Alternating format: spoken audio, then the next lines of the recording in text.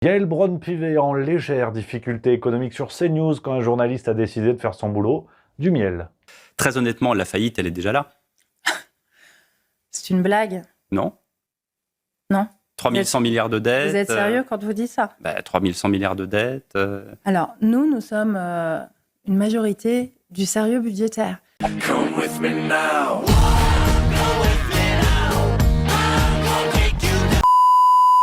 Ça y est, 30 juin 2024, c'est l'heure, hein, le premier tour des législatives. Ce soir, on aura les premiers résultats. Alors, petite question quand même, parce que vous avez vu, il y a plein de partis politiques qui ont ressuscité le chantage au fascisme. Tu sais, fallait voter pour eux, sinon si c'était le RN, c'était Hitler. Tu vois, bon, tu vois, je veux dire, Marine Le Pen, à part peut-être la moustache, elle a pas de rapport avec Hitler. Faut arrêter les conneries. C'est prendre l'histoire en levrette que de faire croire ça aux gens. Et il y a des partis qui ont dit si, attention au retour du fascisme, le nouveau Front Populaire, la Macronie, tout, ils ont dit ça. Alors du coup, petite question, parce que ça bruisse ce soir d'un risque d'émeute, hein, il y a des magasins qui se barricadent un peu dans toute la France. Si ça part en couille et qu'il y a des casseurs, est-ce que ce sont des casseurs antifascistes? Donc du coup, des gens du bon côté de l'histoire. Voilà. Est-ce que ce soir, cambrioler un footlocker devient un acte de résistance anti-nazi? Voilà. Ça semble absurde, je suis d'accord avec vous, mais il faudra que ceux qui ont fait croire à ce chantage au fascisme assument, hein, parce qu'ils auront encouragé à ce que ça parte en cacahuète. Ou alors, c'était la volonté initiale de Macron d'un chaos organisé.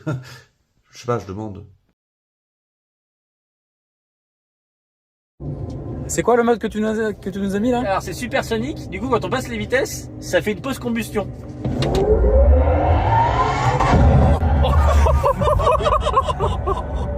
C'est énorme.